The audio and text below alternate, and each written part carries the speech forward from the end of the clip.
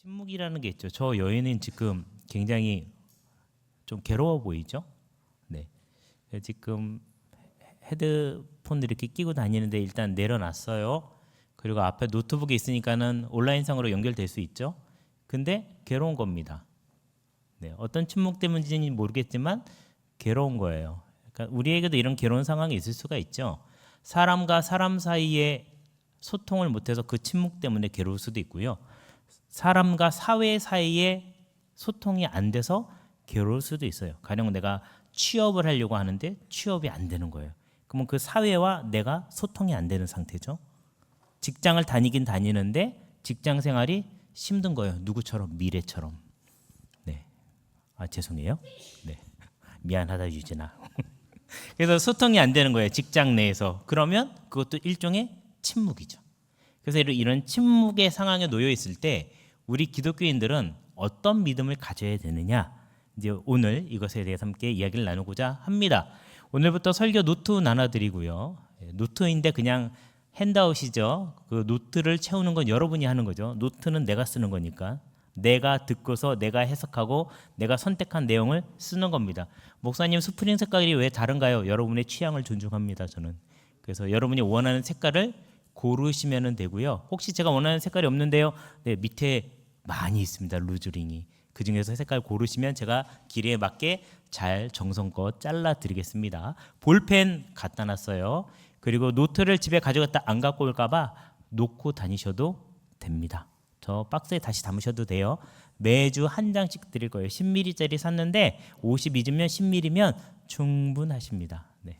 그리고 앞으로의 제 생각은 그 다이어리 꾸미기처럼 스티커 붙이시게 원하는 취향의 스티커를 사시면 어떨까라는 생각을 해보았습니다. 네, 임원들은 참고해 주시면 좋겠습니다. 어찌됐든 그 현대인들은 살아가면서 개인과 사회의 침묵 때문에 굉장히 힘들어하고요. 그리고 젊은 청년들은 누구를 사귀다가 헤어지게 되면 그 헤어지는 문제 때문에 힘든 게 아니라 그 사람으로부터 거절당했다는 이 거절감, 조금 더 가면 버림받았다는 생각 때문에 굉장히 힘들어한답니다. 이거는 제 얘기가 아니고 청년들을 많이 목회하시는 목사님들의 전문적인 의견입니다.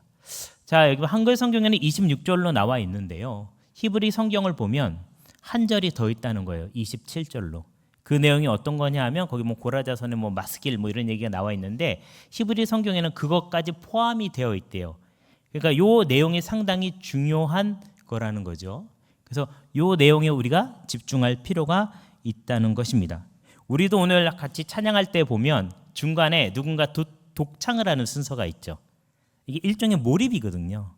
플로우입니다. 뭐냐 하면 다 같이 부르고 있는데 이게 그냥 다 같이 속해져 있는 어떤 이야기가 아니라 이 전체 속에 내가 속해져 있기 때문에 내가 지금 개인적으로 부르는 거와 같다라는 의미가 그 안에 포함이 되어 있는 거예요. 그래서 이 44편도 보면 우리라는 표현을 할 때와 나라는 표현을 하는 것이 섞여 있다는 거예요. 그러니까 시편은 보통 노래입니다. 근데 그 당시에는 녹음기가 없었기 때문에 우리가 어떤 곡지에 불렀는지 알 수가 없어요. 그냥 추측을 할 뿐이에요. 노래였구나라고. 그렇기 때문에 천국에 가면은 이거 어떻게 불렀는지 물어보고 이제 그 따라 부르는 시간을 가지면은 이제 굉장히 많이 있으니까는 부를 노래가 참 많아지겠죠. 그래서 이제 그것을 한번 살펴보도록 하겠습니다. 가끔 요즘에 보면은 이런 거 많이 나오죠. 이게 뭐냐면 꼭 이런 카세트뿐만이 아니라 누군가에게 물려받은 나만이 듣는 플레이리스트가 있다는 거예요. 요즘에는 어떤 일을 할 때 공부할 때 듣는 음악, 일할 때 듣는 음악, 그래가지고 뭐 이런 로파이라고 이래서 많이 표현을 하는데 마스길이라는 이 시도 어떻게 보면 현대인들의 사회에 살아가는 데 있어서 로파이하고 같을 수가 있다는 거예요. 여러분만의 플레이리스트가 있죠. 그래서 만약 이거는 아버지가 물려주신 건데 이 테이프에 담겨져 있고 이 테이프를 들으려면 카세트가 필요하고 카세트를 듣는 경우도 이렇게 생기죠. 굿보이에서는 뭘로 듣죠? 아버지가 사준 mp3로 듣죠. 제가 모르는 얘기를 너무 많이 하고 있나요 오늘? 네, 아니죠? 아시죠? 네. 그래서 이제 헤드폰은 요즘 거 쓰고 있지만 mp3는 아버지가 사준 거 안에 담겨지는 플레이리스트에 있는 일종의 로파인 거예요. 이런 거 언제 하느냐? 긴 호흡이 필요한 작업을 할 때 흐르는 음악이라는 뜻이에요. 과제나 독서나 기도 등을 할 때 몰입을 위해서 적합하다라는, 몰입이 중요합니다, 여러분. 공부할 때 몰입이 안 되면 하기 어렵죠. 일도 몰입이 돼야죠. 연애도 몰입이 돼야 됩니다. 그리고 신앙의 몰입으로 지혜를 얻으려면 마스길 44번을 들으셔야 됩니다. 오늘 시편 44편은 내가 어떠한 역경에 처했고 답을 구하지 못할 때 신앙의 몰입을 위해서 들어야 되는 게 이 로파이가 있는데 마스길 44번이라는 거예요. 사회 속의 개인입니다. 여기 글을 보시면 답이 다 나와 있죠? 네, 쓰실 수가 있습니다. 그래서 사회가 쭉 있는데 이 사회 안에 나 개인이 존재하고 있다라는 거예요. 그래서 개인을 위한 툴이 필요해요. 개인은 누구인가? 이거 보는 툴을 뭐라고 부릅니까? 심리학이라고 부르죠. 사회를 보는 건 뭐라고 부릅니까? 사회학이라고 부르죠. 근데 심리학 중에서도 다른 사람과의 관계성에서 발견하는 거 소셜 사이콜로지를 사회 심리학이라고 부르죠. 그리고 사회학도 여러 종류가 있습니다. 사회학을 굉장히 사람들이 기능을 위주로 이렇게 배열되어 있는 것, 기능주의. 사회의 불평등은 갈등에 의해서 생긴 거니까 이 갈등을 해소해야 된다라는 것은 갈등주의. 현재 우리 정부가 갈등주의 입장에 있다고 보시면 모든 이해가 쉬워지십니다. 그리고 사람들은 서로 상호작용을 하면서 이 사회에 필요한 일원으로 만들어 나간다. 그래서 상징적 상호작용주의. 이건 뭐 모르셔도 되는 내용입니다. 제가 막 설명하고 있는 거예요. 네. 그리고 이제 뭐 다른 이론이 이제 4가지가 더 있긴 한데 중요한 거는 우리가 살아가는 이 사회 속에 나는 개인이면서도 사회의 한 부분으로 존재하고 있다라는 거예요. 근데 문제는 개인을 만났을 때는 너무 착하고 좋은 사람들인데 이 사람들이 집단이 됐을 때는 전혀 도덕적이지 않은 사람들이 생긴다는 거예요. 라이논드 리버라는 사람은 도덕적인 인간, 비도덕적인 사회라는 책을 써냈습니다. 그럼 왜 신기하잖아요. 개인은 다 착한 사람인데 왜 집단이 되면 그 다음부터 비도덕적으로 변하느냐? 그래서 사회의 질서를 유지하기 위해서는 법이 필요한 거예요. 법은 최고가 아닙니다. 최소한도의 선이에요. 이 선도 못 지키는 사람은 격리해서 보호해야 됩니다. 이 사람도 보호하고 우리도 보호하게 되는 것입니다. 그래서 첫째 한번 같이 읽어볼까요? 시작. 사회와 개인 속에 담긴 과거의 정체성. 자, 사람들이 굉장히 여러 명 쫙 있죠. 이 사람들이 서로 모여가지고 사회를 이루고 있는데 이 사회 중에 한 명이 나라는 사실이에요. 그러니까 예수님은 나를 사랑하는 마음처럼 이웃도 사랑하라 라고 말씀하시잖아요. 그러니까 나는 나를 어떻게 대하고 있는지가 다른 사람에까지 확장이 돼야 돼요. 그래서 지난번에 배웠던 하워드 가드너 같은 사람은 다중지능에 대해서 얘기를 하는데 이 다중지능 중에서 대인관계 지능이 있다는 거예요. 이 대인관계 지능은 조금 인생의 후반기 때, 그러니까 3, 40이 넘어가야지 생기는 겁니다. 그래서 이제 나이가 조금 드신 분들 중에는 전화 상담하시는 분들이 많으신데 상담에 대한 이해가 높아지기 시작하면서 가능해지는 거예요. 나만 바라보던 나이 때는 상대방이 이해가 잘 안 돼요. 그래서 교사를 하면은 조금 더 빨리 성장할 수 있습니다. 교사는 아이들을 이렇게 같이 상대를 해서 그 아이들의 성숙함에 이를 수 있도록 안내를 해주는 게 교사의 역할이거든요. 제가 통합아동부에 가가지고 한 2달 동안 기를 빨렸는데 요즘은 아이들이 기를 쪽쪽 빨아먹고 있습니다. 아이들이 제가 하면 무조건 의심해요. 지난번에도 김밥 줬는데 매운 멸치김밥을 줬습니다. 먹고 싶다 그래서 줬어요. 7살짜리가 먹겠다고 그러더라고요. 매우냐? 그래서 안 맵다. 제 입장에서 안 맵잖아요. 안 맵다고 그래서 줬더니 갑자기 이렇게 침을 질질 흘리면서 막 울더라고요. 그다음부터 제 김밥은 안 뺏어 먹어요. 배운 거죠. 아무 김밥이나 먹으면 안 되겠구나. 늘 물어보면 돼요. 김밥이 맵습니까? 안 맵습니까? 오늘은 열라면을 사갖고 왔습니다. 제가 일부러 사갖고 온 거예요. 저 안 먹어도 되는데 열라면 맛있게 다 끓여놓고 김밥 대신에 오늘은 열라면을 먹어봐라. 한 젓가락만 먹어봐라. 맵습니까? 안 맵다. 내 입장에서 안 매우니까. 먹어보더니 그거는 먹을 만한가 봐요. 먹었습니다. 국물을 먹으라 그랬더니 절대 안 먹더라고요. 일종의 이게 뭐냐면 사회 안에서 개인이 살아갈 수 있도록 교사로서의 역할을 제가 해주고 있는 거죠. 그래서 이제는 이제 서로 이제 소통을 하면서 이제 지내고 있는 증거가 되는 것입니다. 어찌됐든 이렇게 사회 속에 담긴 개인에게도 정체성이 있는 것처럼 그 사회도 정체성이 있다는 거예요.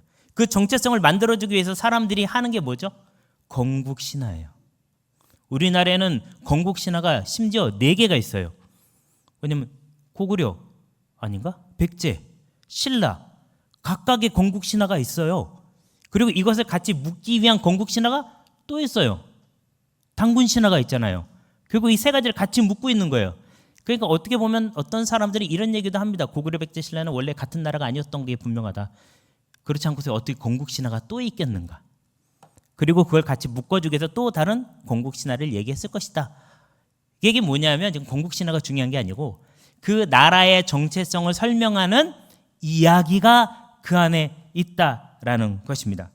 자, 그러면 우리가 지금 성경에서 보고 있는 이스라엘은 어떻게 형성이 되고 있는가? 말씀 한번 읽겠습니다. 시작. 하나님, 우리는 두 귀로 들었습니다. 그 옛날 우리 조상이 살던 그때에 하나님께서 하신 그 일들을 우리의 조상들이 우리에게 낱낱이 일러 주었습니다. 세번역 성경으로 나와 있는데요. 세번역 성경 보니까 두 귀로 들었다고 얘기가 나와 있어요. 이 얘기는 그냥 누구한테 전해 들은 얘기가 아니라 생생하게 전해 들은 실제의 사건이라는 뜻이에요. 한 달에 건너서 들은 게 아니라 체험한 사람이 다른 사람에게 얘기를 하고 그 사람이 다시 그 다음 사람에게 얘기를 해주는데 이 얘기를 전해줄 때 문제가 뭐냐 하면 아주 중요한 포인트가 뭐냐 하면 그 이야기 속에 나의 해석과 나의 체험이 포함되어 있다는 거예요. 여러분이 지금 청년부에서 청년으로 활동을 하고 있잖아요. 가령 우리의 청년부가 예전에는 어땠습니까? 라고 물어봤을 때 앞으로 지난 30년 전에 청년이셨죠, 장로님? 아니에요. 그럼 몇 년 정도까지 가야 청년일까요? 35년 가야 되나요? 네. 35년 전에 청년이셨대요. 그러면 장로님에게 청년부는 어땠습니까? 라고 물어보면 우리의 청년부는 어떠한 역사를 갖고 있으며 그래서 청년부는 어떤 성격을 갖고 있는지 청년부의 정체가 드러나는 겁니다. 그러니까 이스라엘의 정체는 이스라엘의 체험되어진 이야기 속에 포함되어 있다는 거예요. 결국 나의 정체성은 어디 포함되어 있을까요? 여러분의 이야기 속에 들어있는 거예요. 내가 했던 알바 속에 들어있고요. 내가 와서 청년부에서 겪었던 일 속에 들어있고 우리는 별로 해당사항이 없을 수도 있지만 청년부에서 누굴 사귀다 헤어졌다가 다시 만나거나 아니면 헤어졌는데 다른 남자랑 만나서 그 남자가 여기 와서 같이 이렇게 신앙생활하면 그 이야기 속에 나의 정체성이 들어가 있는 겁니다. 그러니까 여러분의 정체성은 누가 만드는 거예요? 여러분이 지금 만들고 있는 거예요. 설교 노트에 쓰면서 말씀을 들으면서 하루하루를 살아가면서 여기서 봉사를 하면서 또는 여기서 그냥 나태하게 지내면서 여러분의 정체성을 만들어가고 있다라는 얘기입니다. 그래서 정체성이라는 것은 신앙의 공동체의 이야기를 이어받고 이어가는 걸로 신앙 공동체의 정체성이 나타나는 것처럼 그 이야기가 곧 정체성이 되고 그 이야기 속에 나도 들어가 있으니까 나도 그 정체성에 기여하고 있으며 나의 정체성도 결국 이야기로 밝혀진다. 아이덴티티라는 것은 What's your story예요. 너의 이야기가 뭐냐? 여러분의 이야기를 들려주시면 여러분의 정체성을 제가 설명해 드릴 수가 있습니다. 그래서 아이 자신의 이야기, 다음에 우리 가족의 이야기. 우리 가족도 분명히 정체성이 있죠. 이 정체성이 있습니다. 그리고 나는 나중에 결혼하잖아요. 그러면 내가 가족에게 배운 가족의 정체성을 가지고 가족에서 똑같이 합니다. 그 5가지 사랑의 그 언어라는 책이 있는데 그 책에 보면 어떤 남자가 있었는데 결혼하기 전에 여자에게 굉장히 이렇게 봉사를 많이 했던 거예요. 그러니까 무슨 일을 하면은 도와주고 그다음에 그 무슨 일을 할 때 어떤 게 필요할지 미리 이렇게 제공해주고 이렇게 했는데 결혼을 딱 하자마자 이 남자가 집에서 아무 일도 하지 않는 거예요. 그래서 이 부부 상담하시는 분이 가가지고 물어봤어요. 당신 왜 그렇습니까? 아내는 사랑의 언어로 봉사라는 것을 택하고 있는데 당신은 왜 그 사랑의 언어로 사랑을 얘기하지 않고 그래서 아내의 사랑의 탱크가 이렇게 가득 차야 되는데 사랑의 탱크에 사랑이 점점 줄어들어서 바닥이 보일 정도까지 되겠습니까? 그랬더니 이분 하는 말이 저희 아버지는 집에서 어머니를 하나도 도와주지 않았습니다. 저는 그런 아버지를 보면서 자랐고 결혼한 남자는 집에서 아무 일도 하지 않는구나라는 정체감이 생기게 되었습니다라고 얘기하는 거예요. 그래서 어떠한 부모의 모습을 통해서 교육을 받았느냐에 따라서 나중에 만들어질 가정의 모습은 달라질 수 있다는 거죠. 여러분이 누군가를 사귀고 그 사람과 결혼하고 싶다 그러면 그 사람이 어떠한 가정에 대한 정체성을 갖고 있는지를 확인하실 필요가 있고, 혹시 그 정체성이 나랑 맞지 않으면 어떻게 될까요? 서로 맞추는 노력을 하셔야 돼요. 그걸 한번 써보셔야 돼요. 그려보셔야 돼요. 그래야지 진짜 행복한 생활을 할 수 있습니다. 그리고 또 가장 중요한 거, 신앙 공동체의 이야기. 우리 교회도 우리 교회의 이야기가 있겠죠. 이 이야기를 통해서 정체성이 만들어지는 겁니다. 근데 이 이야기를 딱 들었더니 우리 교회의 정체성 중에 부족한 게 A, B, C 중에서 C다. 그럼 C를 만들 수 있도록 내가 기여해야 되겠죠. 그렇죠? 우리 청년부의 정체성을 보니까 A, B, C 중에서 B가 부족하다. 그럼 나는 하나님, 우리 교회 청년부에는 B가 부족한 것 같은데 B를 어떻게 만들면 좋을까요? 내가 공헌하면 그 이야기의 주인공이 나는 될 수가 있다는 겁니다. 자, 둘째 한번 읽어볼까요? 시작. I와 me 사이에서의 갈등과 상호작용. 네, 빈칸 한번 잘 채워보시면 좋겠습니다. 이렇게 쓰는 작업을 통해서 여러분 몰입을 할 수가 있고요. 누구인지 모르니까 자기 이름을 꼭 써놔서 다음 주에 왔을 때 잘 찾아가시고, 내 거 아닌데 글씨가 마음에 든다고 가져가시거나, 네, 그분의 물건을 내가 좀 소유하고 싶다 이런 마음으로 접근하시는 분들은 안 됩니다. 네. 자, 여기 두 그림이 있는데요. 한 사람이에요. 한 명을 두 그림으로 표현을 했을 뿐이에요. 첫 번째는요, 개인적인 I가 있어요. 내가 알고 있는 나예요. I. 뭐라고요? I. 사회적으로 나에게 요구되는 게 있어요. me입니다. 뭐라고요? me. 그러면 이 둘 사이에 갈등이 일어날 수 있죠. 어떤 갈등이냐? 우리가 알바를 하더라도 편의점 가서 알바를 하는데 내가 생각하는 개인적인 알바의 I가 있겠죠. 근데 사장님이 와가지고 너 이렇게 하면 안 돼. 이건 이렇게 해야 되고 저건 저렇게 해야 돼. 라고 얘기하죠. 그러면 요구받는 me가 있습니다. I가 있고 me가 있는데 이 둘이 달라요. 그럼 어떻게 되죠? 갈등이 일어나죠. 이때 어떻게 될까요? 이거를 조종을 해야 되는데 이 조종하는 과정에서 만들어지는 심리적인 무대가 있는데 이 무대가 바로 마인드라는 겁니다. 마인드. 이 상징이에요. 근데 상징을 통해서 사실은 상호작용을 하고 있거든요. 상징 중에 하나가 뭐죠? 언어. 한국말이든 영어든 외국어든, 또는 상징 중에 또 어떤 게 있을까요? 어떤 일을 하는데 그 일이 상징이 될 수도 있어요. 알바라는 어떤 부분이. 예. 민경아, 어저께도 집 고치고 왔니? 안 했어? 어젠 뭐 했어?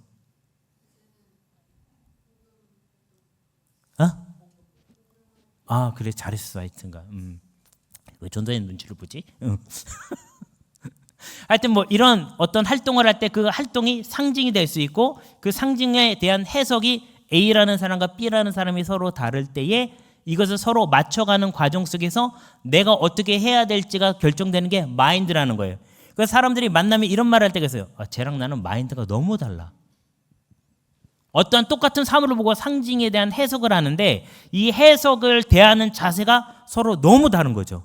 그러니까 이게 안 좁혀지는 거예요. 그럼 뭐 둘 중에 하나 누군가는 문제가 있는 거겠죠. 그러면 이러한 작용을 통해서 I가 있고 me가 있으면 이 두 가지가 부조화됐을 때 이거를 서로 맞추기 위해서 막 움직이는 마인드, through 마인드를 통해서 형성되는 게 셀프라는 거예요. 이게 굉장히 오래전에 나온 이론입니다. 1934년에 미드라는 사람이 이 이론을 냈어요. 사회학적인 이론입니다. 상징적 상호작용주의라는 거예요. 그러니까 이거 한 100년도 더 된 이야기예요. 그 얘기를 제가 지금 여러분에게 해드리고 있는 겁니다. 네. 그러니까 이러한 모습으로 사람을 보고 있고 사회를 보고 있고 상징을 보고 있고 마인드를 보고 있으며 이 마인드로 인해서 형성돼가는 셀프를 보고 있다라는 겁니다. 그럼 여러분 이러한 생각을 가지고 이게 이제 바탕이 돼서 여러분을 보고 있다 그러면 과연 오늘 이 마스길 44를 우리는 어떻게 볼 수 있냐라는 것이죠. 17절의 말씀이 I에 해당하는 거라고 볼 수가 있습니다. 한번 같이 읽어볼까요? 시작. 우리가 주를 잊지 아니하며 주의 언약을 어기지 아니하였나이다.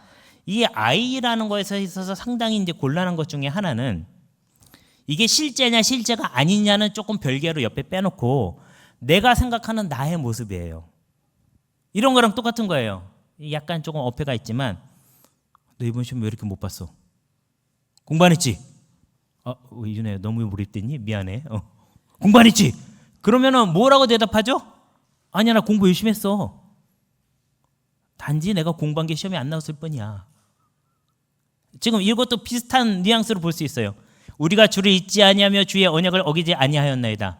이스라엘 백성들이 자신들을 바라볼 때 이런 눈으로 바라본다는 거죠. 근데 사실은 이스라엘 백성들이 언약을 어기는 경우도 많고 주를 잊는 경우도 있긴 있었겠죠. 그렇지만 나는 이렇게 보는 거예요. 근데 중요한 건 그럼 미는 어떠냐? 미는 이렇다는 거예요. 같이 한번 읽어볼까요? 시작. 주께서 우리를 잡아먹힐 양처럼 그들에게 넘겨주시고 무백성 중에 이야기거리가 되게 하시며. 아까 이야기는 아이덴티티 정체성을 형성한다고 그랬죠. 근데 이야기거리가 됐대요. 그 얘기는 뭐냐면 내가 굉장히 하향으로 평가되거나 아니면 그들에게 굉장히 조롱해야 하는 이야기거리가 됐다는 소리죠. 그럼 나는 하나님을 잘 따라갔는데 사회적으로 평가되는 나는 그거랑은 전혀 반대의 모습을 갖고 있다는 거예요. 잡아먹힐 양처럼 얼마나 두렵고 힘들고 어렵겠어요. 무백성 중에 이야기거리가 됐다는 거예요. 지나가면 괜히 사람들이 내 얘기 하는 것 같아. 마음이 상당히 불편해. 그럼 이 아이하고 미가 지금 부조화를 이루고 있죠. 상당히 어려운 이야기입니다. 이런 경우는 우리는 보통 어떻게 말하면 될까요? 이번 생은 망했어. 다음 생에 기약할게.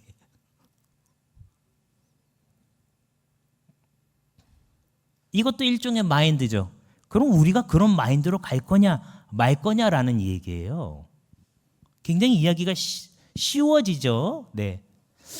우리는 흔히 믿음이라고 하면 faith라는 단어를 쓰는데 이 faith라는 단어를 우리 그냥 믿음하고 뭉뚱그려서 보지만 이 믿음 안에는 요 네 가지가 포함되어 있다는 거예요. belief라는 신념, trust라는 신뢰, commitment라는 헌신, mystery라는 신비가 속해져 있다라는 것입니다. 그래서 belief라는 신념은 이렇게 설교를 통해서 성경 공부를 통해서 형성되는 거예요. 어떤 신학적인 굉장히 신학적인 가치 체계를 배우면서 머릿속에 딱 형성이 되어 있는 거예요. 이게 빌리프입니다. 그래서 흔히들 얘기하잖아요. 신념은 신앙이 아닙니다. 맞습니다. 머릿속에만 있는 건 신앙이 아니에요. 근데 트러스트는 언제 생기냐면 하나님에 대한 신뢰인데 그분과 동행할 때 생기는 거예요. 그러면 사람에 대한 신뢰는 언제 생길까요? 토의를 할 때 생기는 거예요. 소그룹을 할 때. 그래서 소그룹을 하라고 계속 얘기를 하는 거예요. 그 사람 속에 있는 하나님의 역사하시는 특별한 것을 볼 수 있도록 도와주는 것입니다. 그래서 이렇게 사람 사이의 관계를 통해서 트러스트가 생기는 거고, 커미트먼트는 뭐냐면 나의 삶의 이야기를 성경의 이야기로 해석할 때에 성경의 인물들은 여기 진짜 힘든 상황인데 이 상황에서 하나님을 믿고 나갔구나 하는 것을 보고 그럼 나도 지금 굉장히 힘든데 여기서 하나님을 믿어야 되구나 두 이야기가 딱 겹쳐질 때 그때 나는 헌신을 하게 되는 거예요. 그리고 미스테리는 뭐냐면 신비인데 내가 이번 시험에 떨어질 것 같아. 내가 붙을 리가 없어. 생각했는데 전혀 생각하지 못한 타이밍에 붙는 거예요. 네, 우리 전도사님이 우리 교회 온 것도 신비 중에 하나죠. 네. 아멘했어. 제가 입학할 때 어느 특별한 학생이 맨 앞자리에 앉아서 굉장히 설교를 열심히 듣고 있더라고요. 그래서 그 목사님 딸인 줄 알았어요. 그래가지고 물어봤죠. 근데 성이 김씨가 아니더라고요. 그 목사님은 김씨인데, 네. 우리 저는 약간 얼굴이 굳어졌습니다. 더 얘기면 혼날까봐 여기까지만 하겠습니다. 네. 자, 셋째 같이 보겠습니다. 시작. 나와 우리를 향한 마스길의 마인드. 우리가 신앙의 마인드를 가져야 되는데 어떤 마인드를 가질 거냐? 마스길의 마인드를 가져야 된다. 마스길이 뭐예요? 은혜입니다. 긴 호흡에 어떤 일을 하는데 나에게 계속 잔잔히 흘러야 되는 어떤 음악이 있는데 그 음악은 시편 44편이고 이 시편 44편을 통해서 얻을 수 있는 것은 하나님의 은혜라는 거예요. 하나님의 지혜라는 거예요. 하나님이 주신 지혜로 나는 마인드를 삼아야 된다는 거죠. 내가 생각하는 나와 사회적으로 나를 바라보는 나가 다를 때 이번 생은 망했어 이렇게 바라보는 마인드가 아니라 이때 나는 어떻게 해야 되는지에 대한 얘기를 오늘 제가 여러분에게 해주려고 하는 거예요. 너무 심플하고 간단한 얘기인데 이 얘기를 해주면 22절과 23절에 나와 있는 겁니다. 같이 읽겠습니다. 시작. 우리가 종일 주를 위하여 죽임을 당하게 되며 도살할 양같이 여김을 받았나이다. 주여 깨소서 어찌하여 주무시나이까. 일어나시고 우리를 영원히 버리지 마소서라고 나와 있는데 22절이요. 나의 현실이라고 볼 수 있어요. 사회적으로 내가 지금 평가되고 있는 미의 모습이에요. 어떤 모습이죠? 종일 주를 위하여 죽임을 당하게 되며 도살할 양같이 여김을 받았나이다. 굉장히 힘들고 어렵죠. 17절에 분명히 하나님 잘 따랐다고 생각했는데 22절에 보니까 나는 도살할 양같이 여김을 당하고 있는 거예요. 그러면 어떤 행동을 취할 수 있을까요? 포기를 할까? 아니면 누군가 도울 사람을 찾을까? 이렇게 생각할 수 있지만 23절로 이 사람은 마스길 마인드를 삼았다라는 겁니다. 다시 한번 읽어볼까요? 시작. 주여 깨소서 어찌하여 주무시나이까. 일어나시고 우리를 영원히 버리지 마소서. 이 말을 이해를 잘 해야 돼요. 정말 하나님이 주무시기 때문에 하나님을 막 깨워서 하나님 지금 일하셔야지 이게 주무실 때가 아닙니다. 지금 어떻게 일이 돌아가는데 지금 하나님 이러고 계시니까 지금 일이 이렇게 됐잖아요. 따지는 분위기가 아니라 내가 하나님이 깨어 계시고 주무시지도 않고 일어나 계시며 나를 버리시질 않는데 이거를 못 보는 걸 볼 수 있는 마스길의 마인드를 가지게 해달라는 강구와 요청인 거죠. 자, 그래서 우리가 어떤 일을 만날 때는 이 두 가지 중에 하나가 될 수 있는 거예요. 자, 책장을 어디로 넘겨야 맞을까요? 다음 페이지로 넘기려면 이쪽으로 이렇게 넘겨야 되겠죠? 근데 만약에 내가 컴포트 존을 선택한다 그러면 뒤로 돌아가는 거죠. 그래서 심리학적인 것도 우리가 어떤 어려움을 당했을 때 사람들이 퇴행하는 현상이 나타나게 되는데 그럴 때 우리는 보통 리그레션이라고 불러요. 뒤로 쫙 돌아가는 거예요. 앞으로 나가야 됩니다. 어퍼튜니티 존으로 가야 되는데 그래서 사회 속에서 사는 개인으로서 내가 가진 마스길의 마인드는 컴포트 존으로 가는 거냐, 편안한 길, 흔히 얘기하는 넓은 길로 갈 거냐, 아니면은 어퍼튜니티 존으로 좁지만 기회가 있는 길로 갈 것이냐. 내 인생 요 마인드는 누가 갖는 거예요? 내가 갖는 거죠. 누가 대신 해줄 수 없죠. 내가 해야 되는 거죠. 내가 해야 되는 겁니다. 네. 쌍둥이가 잠깐 바꿔가지고 시간 떼어줄 수 있어도 내가 하셔야 돼요. 네. 그래서 시편 44편 26절을 세번역 성경으로 보면 이렇게 네 부문으로 나누어서 생각할 수가 있습니다. 같이 한번 읽어볼까요? 시작. 일어나십시오. 우리를 어서 도와주십시오. 우리의 한결같은 사랑으로 우리를 구하여 주십시오. 자, 일어나십시오는 누구를 향하는 말이냐? 사실은 나를 향하는 말이죠. 여러분 일어나셔야 돼요. 그리고 우리를 어서 도와주십시오라고 그래서 하나님의 도우심이 필요하다는 걸 인정을 하셔야 돼요. 그리고 그 하나님의 사랑은 한결같다는 걸 알아야 돼요. 히브리어로 헤세드라고 그러죠. 한결같은 사랑, 계약에 인한 사랑, 인자하심 뭐 이런 표현이 됩니다. 그리고 또 우리를 구하여 주십시오. 이 일의 해결을 받아야 됩니다. 하나님 앞에. 그래서 우리는 이거를 이렇게 부를 수 있어요. 마스길의 샤우팅이다. 여러분 혹시 내가 생각하는 나와 사회적으로 나를 바라보는 미가 서로 다를 때 갈등하실 이유 하나도 없습니다. 이 마인드를 가지시면 돼요. 마스길의 마인드, 마스길의 샤우팅을 외치시면 돼요. 이거를 붙여놓고 이 말씀을 붙여놓고 힘들 때마다 말씀을 하시는 거예요. 그러면서 나에게 명령하는 거고 하나님의 도우심을 믿는 겁니다. 이렇게 문제 해결을 받는 여러분 되시기를 주님의 이름으로 축원합니다. 이 시간 우리 같이 한번 좀 기도했으면 좋겠습니다. 하나님 아버지, 현재 나의 앞에 닥쳐져 있는 어떤 어려움이 있는데 이 어려움 앞에서 나는 편안한 거를 택할 것인지 아니면 하나님 주신 기회라고 생각해서 치고 나갈 건지, 그래서 마스길의 마인드를 가질 뿐만 아니라 마스길의 샤우팅을 내가 외치겠습니다. 이렇게 하나님 앞에 결단하는 기도 드리시고